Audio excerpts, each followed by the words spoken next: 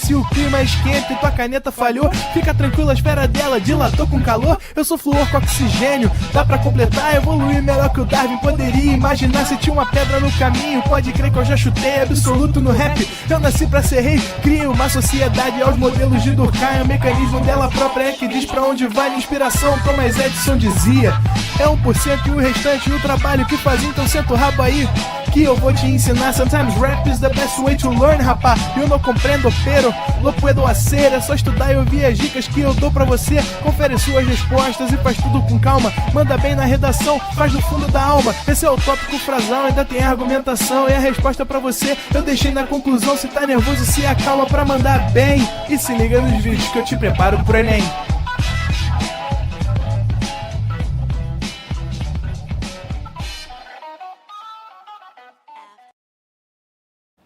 Estamos ao vivo, estamos de volta. Ó. Salve, galera do Pro Enem, pedindo bênçãos, entidades do tempo, para finalizarmos hoje esse longo período da chamada ditadura militar. Na última aula sobre ditadura, nós falamos sobre o governo Médici. Eu comentei com vocês sobre a dicotomia desse governo, né? O Médici, de um lado, é um governo que vai apresentar o milagre econômico, que vai inaugurar as obras faraônicas, que ganha o tricampeonato mundial de futebol com aquela grande seleção do Esquadrão de Ouro do Pelé.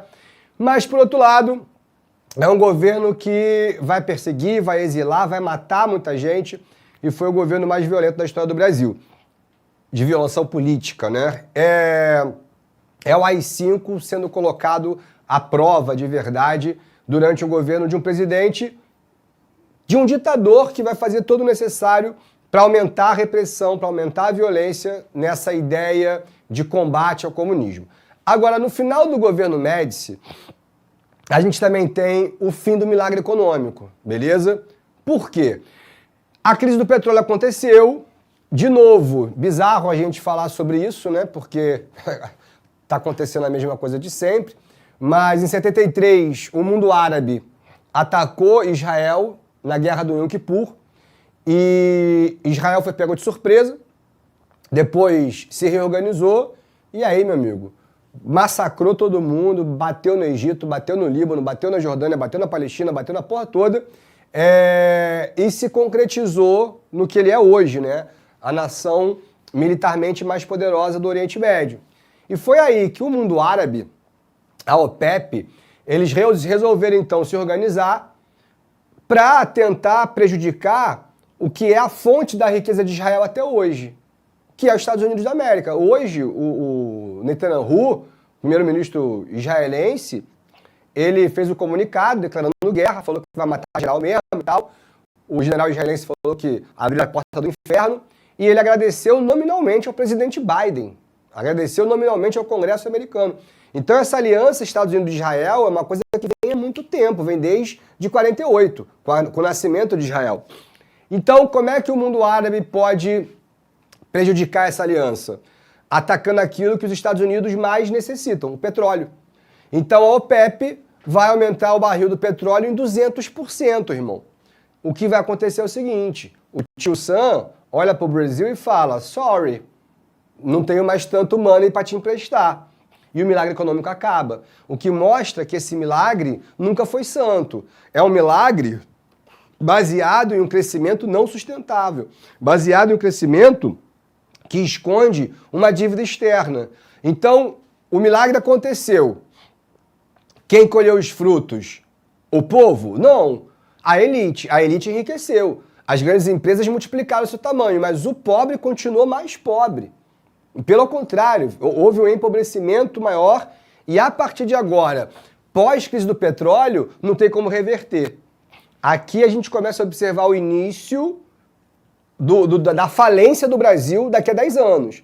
A gente chama de década perdida e a coisa vai para a conta do Sarney. Pô, não é da conta do Sarney. Quando a ditadura acaba, a inflação já estava em 300%. A dívida externa, na época do João Goulart, era de 3 bilhões. Quando o Figueiredo sai do poder, o cara que vai assumir depois do Geisel, estava em 63 bilhões. Então, assim, o milagre econômico é um milagre falso, pô. Porque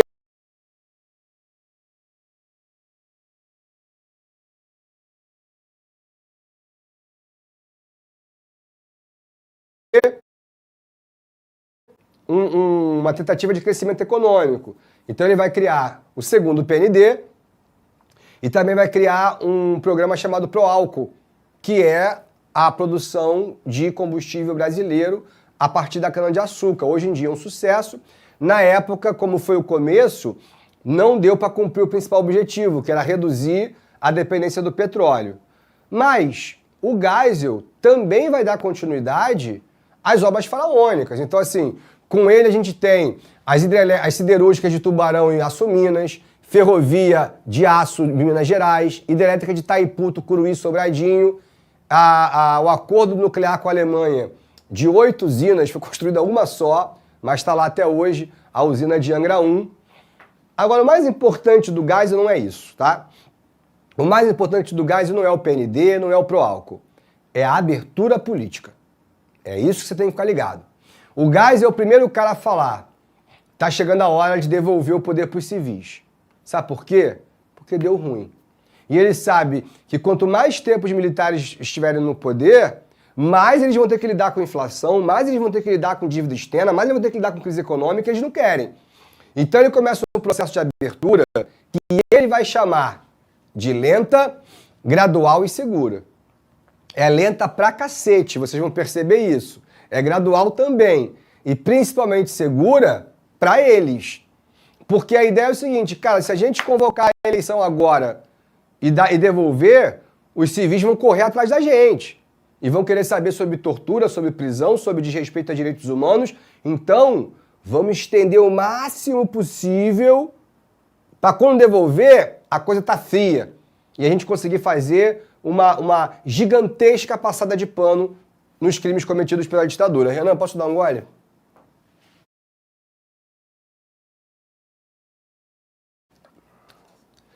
Então vamos lá, pessoal. Olha só o que eu quero que vocês entendam. O Geisel é o cara que vai dar corda. Então o que acontece? Ele vai acabar com a censura prévia. Opa, mexeu com a lei de imprensa. Praticamente acabou com a lei de imprensa. Agora o jornalismo começa a voltar a publicar mais livremente. Ele acaba com as 5. E ao acabar com as 5, agora volta a habeas corpus, o Congresso volta a existir e vai ter eleição democrática, quer dizer, vai ter eleição para o Congresso.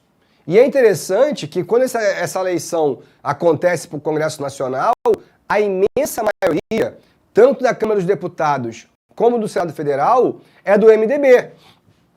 O que isso mostra? Um cansaço da população brasileira. Se todo mundo está votando no partido de oposição ao governo, estão entendendo? Mostra que ninguém quer mais o governo, pô. Então, é um momento em que os brasileiros falam, cara, a ditadura vai acabar. A gente conseguiu reabrir o Congresso, a gente conseguiu reabrir a imprensa, a gente conseguiu acabar com as 5 e voltar a ter direitos individuais. Então o Geisel está prometendo o que ele falou, pô. Ele está realmente abrindo lentamente, gradualmente, a democracia brasileira. Show!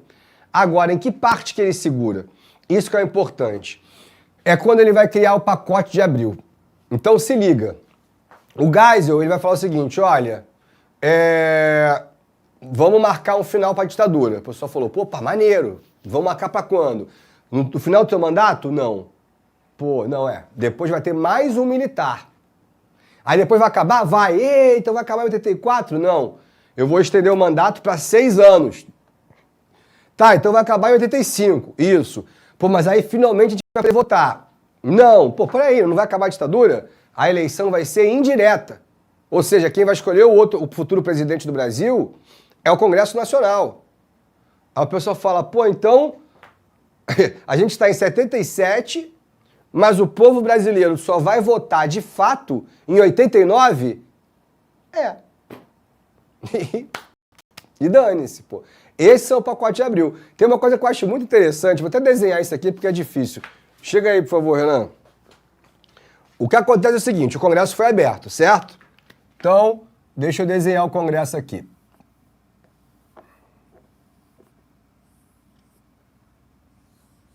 O que acontece é o seguinte, pessoal. Tudo que é decidido na Câmara dos Deputados tem que ser aprovado também no Senado Federal. Então, o Senado é o que mais importa. E aí, vamos lá. Cada pontinho vermelho desse foi um senador eleito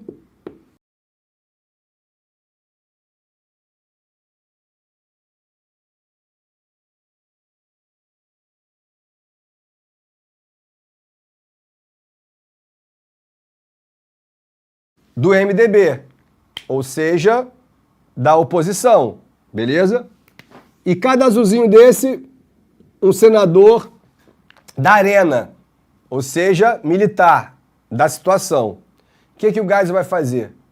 Para cada senador eleito do MDB, ele vai nomear um senador biônico, que tem as mesmas funções parlamentares de um senador eleito pelo povo. Que, obviamente, se é nomeado por ele, vai votar junto com quem? Com a galera da arena. Então, olha que doideira. Ele reabre o Congresso Nacional de uma maneira que o Congresso, na prática, não funciona, pô. Porque quem vai ter maioria sempre? Os militares. Porque tem a galera da arena e mais os senadores que não foram eleitos. Senadores biônicos nomeados diretamente pelo próprio presidente. Então, pô, é meio maluco, né, galera? Caraca, que doideira. Tu tem o Congresso, mas o Congresso fala, mas eu vou nomear o Chiquinho, o Joãozinho e o grande Jeremias, porque eles são meus parças. Também aprovou a Lei Falcão, que limita a propaganda política. Os militares não querem essas lideranças populares falando abertamente. Então a propaganda eleitoral era vote Otto Barreto, 56. Pronto, acabou. Não tinha o que fazer, não tem como falar. Então entenderam qual é o jogo do Geisel? O Geisel acabou com as 5, acabou com a lei de imprensa, acabou com a censura, reabriu o Congresso, voltou com a habeas corpus, pô, maneiro. Ele realmente, você vai ver que o gráfico de desaparecidos e mortos despenca com o governo Geisel. Mas ainda tem muita gente matando, porque a linha dura não vai aceitar esse papo. Mas o Geisel é um cara que vai tentar reduzir a maneira brutal com que o Médici estava governando e já tentando ajustar o Brasil para devolver o poder para a gente. Beleza? Bom, a linha dura faz cagada. Isso aqui é a Operação Condor, galera. Não vem do Geisel, mas é uma coisa que acontece principalmente por causa do Pinochet.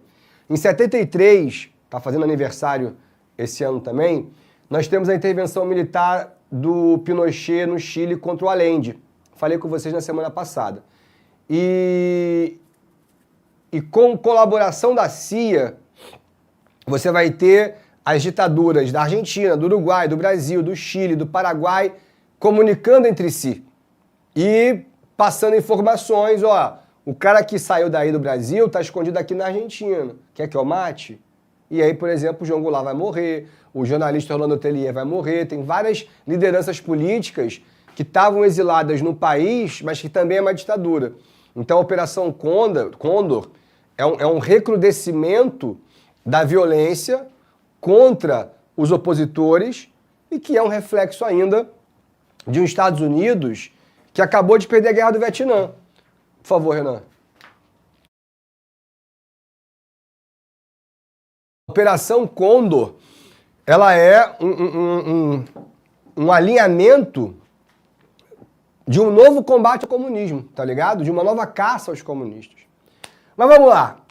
A linha dura, como eu falei pra vocês, faz uma cagada imensa. Esse senhor aqui é um jornalista da TV Cultura, chamado Vladimir Herzog, um homem muito bem quisto por toda a comunidade televisiva, jornalística, um cara muito, muito amado por todo mundo, e foi convocado a prestar esclarecimentos em um quartel de São Paulo, liderado por um general chamado Ednardo. Como era costume nesse quartel, ele foi brutalmente torturado. Inclusive, depois, em autópsia, se descobriu que ele recebeu choque no ânus, cara. Os caras torturaram ele dando choques elétricos na próstata.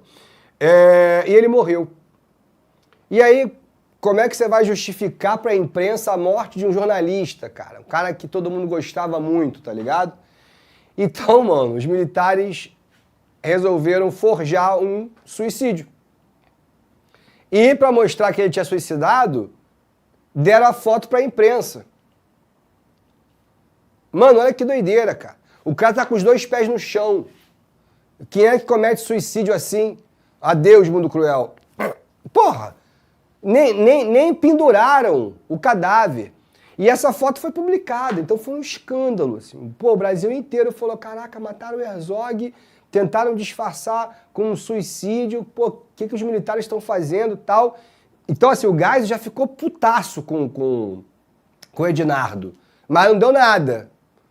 Um ano depois, menos de um ano depois, né, o Herzog morreu em outubro, olha lá, 3 meses depois, em janeiro, mataram outro. O operário Manuel Fiel Filho, líder sindical. Mesma coisa, suicídio, só que dessa vez sem foto. Aí o Geisel falou, mano, chega. Eu quero fazer uma coisa diferente. O Geisel vai demitir o Ednardo, quer dizer, demitir significa aposentar, né? E aí um general chamado Silvio Frota vai tentar dar um golpe de Estado contra o Ednardo. Desculpa, contra o Geisel. Olha que doideira. Se esse golpe emplaca, sabe-se lá se haveria reabertura. E aí o Geisel conseguiu desarticular esse golpe e manteve-se no poder e manteve a abertura. Mas o caso do Herzog e do Manuel Fiel Filho foi muito chocante, marcou muito a sociedade também. Tem uma música, eu vou falar dessa música daqui a pouquinho, mas que faz uma referência sobre os dois, sobre as viúvas dos dois, né?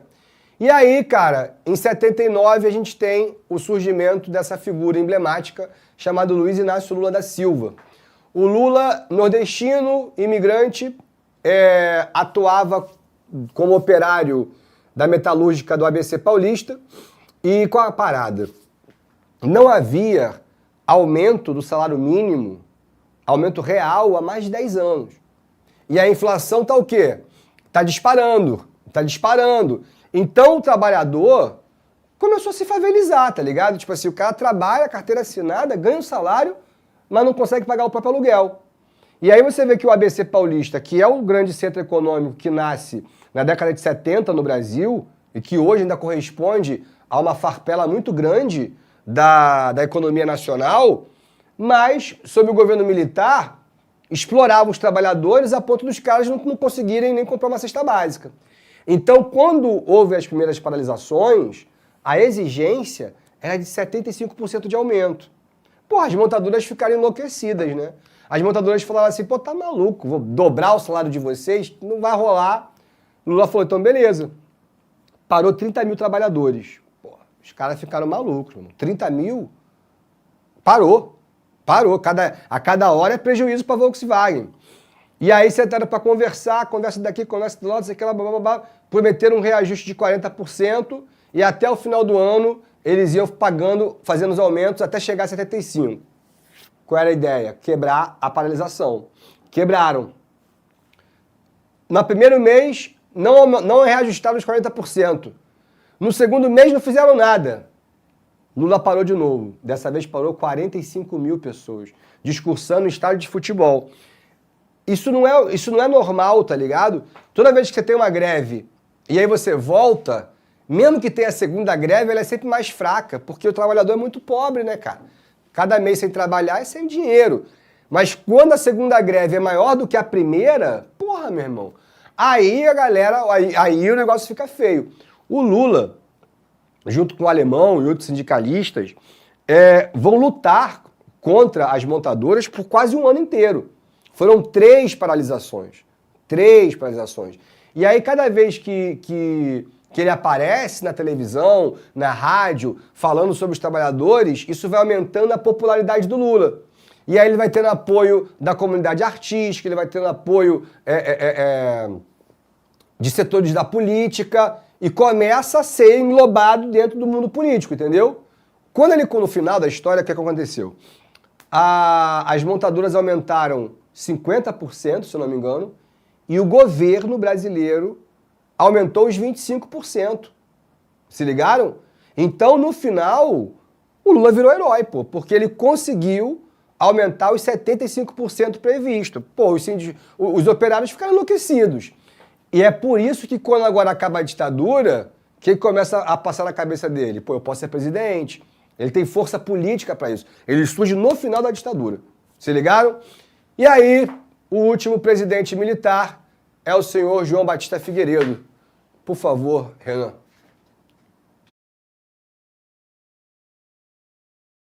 Obrigado. O Figueiredo é um cara engraçado, cara, porque ele tem maior jeitão de linha dura, né? Era um cara que falava umas besteiras. Uma vez ele falou que ele preferia o cheiro de bosta de cavalo ao cheiro do povo.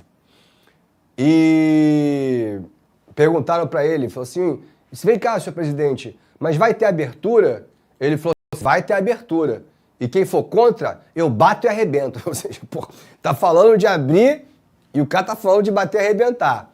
Mas, de fato, ele vai garantir o grande plano do Geisel, que é abrir devagarinho, sem traumas. Até porque a coisa tá ficando incontrolável. É aí que a imprensa brasileira chama a inflação de dragão. Dragão é aquela coisa de que o dragão cospe fogo e queima tudo. A inflação tá queimando o quê? O teu dinheiro, o teu salário. E já tá chegando a 224%, filho. Olha isso. Em 78, já com o fim do milagre, 41. A gente está em 83 a 220%. Então, se os militares pudessem, eles saíam antes. Porque eles estão com pressa de largar esse problema, entendeu? Mas eles têm que garantir uma coisa. A anistia. E a armadilha foi perfeita. Criaram e aprovaram a lei de anistia, perdoando todos aqueles que foram exilados e que estavam envolvidos com luta armada. Os militares disseram, olha, pode voltar o Enfio, pode voltar o Betinho, pode voltar uma galera que era professor, cartunista, jornalista, mas que não estava pegando em arma. E aí volta uma galera. Volta a Jesse Owens, professora universitária, Vladimir Paureira, líder estudantil, volta o Francisco Julião, volta uma galera. Mas não volta uma outra imensa, né? Que é o Brizola, Prestes, Miguel Arraes, que são os caras considerados como inimigos políticos, homens que pegarem armas. E aí o Enfio, por exemplo, que era um grande cartunista da época, que estava exilado, ele mandou uma carta para o Brasil dizendo que não ia voltar se não voltasse todo mundo junto. E aí começa uma grande mobilização política para que a anistia seja ampla, geral e irrestrita. Não queremos liberdade pela metade. Volta todo mundo. E começar a pressão. Sem que a sociedade civil se desse conta, era exatamente o que os militares queriam. Então tá bom. Vai voltar quem mexeu com luta armada? Então também não vai perseguir e nem vai investigar os torturadores, os executores, a galera da linha dura. É um acordo, entendeu? E essa foi a maior passada de pano pra homicida, pra latrocínio, pra sequestro, pra tudo, cara. Foi tipo assim, ó, vamos esquecer o que aconteceu e bola pra frente. E aí, cara, pra receber essa galera que tava exilada por Brizola, tá exilada há 15 anos. 15 anos. 15 anos sem ver teu país, deve ser brabo demais. E aí a galera volta, enfim. Estamos chegando ao final. Então, vamos acabar com o AI-2. O que era o AI-2? O bipartidarismo. Agora, meu irmão, vai surgir essas bancadas partidárias que vocês conhecem muito bem. O PP do Tancredo Neves, o PMDB, que vai ser o maior partido do Brasil. O PMDB, como ele herda a sigla que, para a memória do brasileiro, foi a sigla que combateu a ditadura, ele vira o maior partido do Brasil. Cara, o PMDB, ele colocava a maioria no Congresso até o Bolsonaro. O bolsonarismo é que esvaziou o PMDB, naquela ideia de, o Centrão é corrupto, a gente não pode ficar na mão deles e tal, e foi um fenômeno político muito forte no Brasil, que fez com que o PMDB tivesse minoria no Congresso, fato que nunca aconteceu desde essa época, e mudasse de nome, né? Hoje o PMDB voltou a ser chamado MDB, que é para tentar disfarçar o eleitor do cara que sempre governou, desde a época do FHC, desde a época do Temer, quer dizer, junto com Lula, com Dilma, que eles sempre ficam nos bastidores, porque eles não precisam colocar um presidente, já que eles têm o Congresso, eles têm a vice, eles têm tudo, entendeu?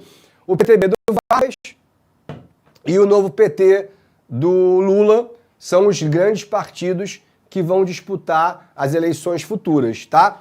O que eu tinha esquecido de falar é o seguinte, por favor, Renan.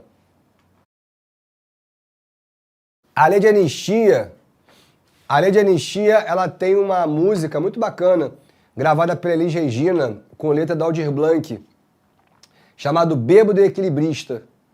E a música, ela fala sobre todo aquele período Pô, tem uma parte que fala assim, choram Marias e Clarices no solo do Brasil. Marias e Clarices são as viúvas do Vladimir Herzog e do operário Manuel Fiel Filho.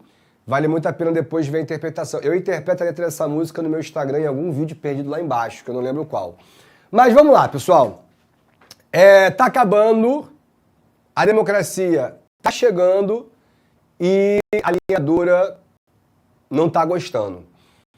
A galera vai começar a falar e, pô, mano, de maneira muito covarde. Mataram com uma carta-bomba a secretária-geral da OAB, explodiram uma banca de jornal tentando matar um líder do MDB, muito próximo a uma escola. E, cara, a linha dura continua, sabe, fazendo ataques terroristas. Explodiram a Light, metade da cidade do Rio de Janeiro ficou sem luz, mas nesse dia, e aí que tem aquela música, né? Não sei se vocês estão ligados. É o nascimento da Legião Urbana. E aí, no meio de uma música de 10 minutos, o Renato Russo, ele dá uma espetada. Lembra quando o cara vai lá oferecer pro Santo Cristo fazer um atentado terrorista? Aí ele fala, não boto bomba em banca de jornal, nem em colégio de criança, eu não faço não. E não protejo general de 10 estrelas que fica atrás. Entendeu a ideia? É a Legião criticando justamente esse período. Mas nesse dia, eles foram aqui pertinho do Proenem, no Rio Centro, e eles iam instalar uma bomba no show que estava rolando no 1º de maio, que era o Dia do Trabalhador. E, cara, deu errado. Era um capitão e um sargento. O sargento tava com a bomba no colo. Quando ele foi sair, a bomba explodiu, mano. O cara foi cortado ao meio. O capitão da aeronáutica, ambos da aeronáutica, ele foi arremessado pela janela. Não morreu, mas ficou seriamente ferido. E o sargento morreu na hora. A imprensa chegou, tirou foto e perguntou aos militares, vem cá, como é que vocês vão justificar isso? O cara tava com uma bomba no colo. E vou te falar, ainda tentaram justificar. Falou que ele achou o artefato e, preocupado com a segurança, levou Você vê uma bomba, tu botar no teu colo, pô, é isso. E aí, esse aqui foi o último atentado, esse aqui foi a última curva da linha dura, porque foi muito feio, foi muito envergonhado. Nada foi investigado com o piloto que estava dirigindo, mas a linha dura também não vai mais cometer nenhum atentado. Então, galera, quanto mais próximo do fim, maiores são as agitações, né, sociais. Um deputado federal de Cuiabá, chamado Dante de Oliveira, foi prefeito de Cuiabá, já foi governador de Mato Grosso, ele vai lançar uma emenda ao Congresso Nacional, pedindo uma coisa muito simples. Falou, já que a ditadura vai acabar em 85, deixa o povo votar, pô. Por que a eleição tem que ser indireta? Deixa o voto na mão do povo. E aí a aprovação dessa emenda significaria, então, o voto popular imediato. E aí surge esse movimento apelidado de Direta Já, que é a maior mobilização civil da história do Brasil. Maior até do que quando o gigante acordou em 2013, tropeçou, caiu de cabeça e morreu, mas era 1,5 milhão na Praça Sé, 1 milhão em BH, 1 milhão na Presidente Vargas. E é engraçado que você olha pra essa galera aqui, ó, é todo mundo. Você tem na esquerda Brizola, Lula, Mário Covas, Prestes. Aí na direita Tancredo Neves, Ulisses Magalhães, Paulo Maluf, todo mundo de mãozinha dada lá, falando para direta já. O Brizola dizia, né? Se é a vontade do povo, por que não agora? Por que não já? E aí todo mundo cantou o hino nacional com tanta força e não adiantou de nada. O Congresso Nacional simplesmente falou, olha só, vocês não sabem votar. Então vocês não vão votar, pô. Olha lá, 298 negaram, cara. Que bizarro. O nosso Congresso, que teoricamente está lá para nos representar, não faz a nossa vontade, tá ligado? Então a direta já é uma puta brochada, cara, porque o Brasil inteiro, Vila do Ipiranga, vamos votar! E o Congresso fala, não. Aí tu fala, não vai votar. Na época o Traje a Rigor gravou uma música que fala sobre isso, né? Fala, a gente não sabemos escolher presidente, a gente não sabemos tomar conta da gente, inútil, a gente somos inútil. É isso, a gente não pode nem escolher presidente, mas o ano de 85 foi um ano muito animador. O Senna venceu um grande prêmio Interlagos, foi o grande festival do Rock in Rio, um dos maiores da história, então entre os 4 maiores já realizados. Tinha 150 mil pessoas aqui, se eu não me engano. Todo mundo cantou com Cazuza. Estamos, meu bem, por um triz, pro dia nascer feliz. Todo mundo vai acabar, a ditadura vai acabar, não sei o quê. E as eleições, mesmo que sendo indiretas, o povo gostou, cara. Porque quem venceu foi o Tancredo Neves. E o Tancredo Neves era um cara antigaço na política brasileira. Foi ministro da Justiça na época do Vargas, foi primeiro-ministro do Brasil na época do João Goulart, do parlamentarismo, sempre foi um cara do MDB, sempre foi oposição aos militares, tem um passado honesto. Então, pro brasileiro, o Tancredo era um cara. E, mano, que surreal, né, cara? Um dia antes da posse, ele é internado, aparentemente por um problema de vesícula. Alguns falaram que era pancreatite, mas todo mundo falou que era uma cirurgia muito simples. Houve problemas na cirurgia, o cara teve complicações, infecção hospitalar e morreu. Bizarro. E aí, ao invés do cara que foi eleito, e mesmo que de maneira indireta, quem sobe a rampa do Palácio da Alvorada é o Sarney. Para o brasileiro, aquilo foi horrível. Por quê? Porque o Sarney sempre foi um cara da arena. Sempre foi um cara a favor dos militares. Dava, e ainda dá, banquete para os militares dentro da sua mansão em São Luís. Então, para a sociedade, o Sarney representava o quê? Uma continuidade. Não mudou nada. É um militar de bigode. Se ligou? É um militar sem farda. É essa a realidade da transição decepcionante que aconteceu no Brasil. E sobre o Sarney, Collor, Itamar, FHC e Lula, eu te conto na semana que vem. Fui! Assista nossas aulas a hora que você quiser. Vem com o Pro, o cursinho online que mais aprova no Enem. Assinem proenem.com.br.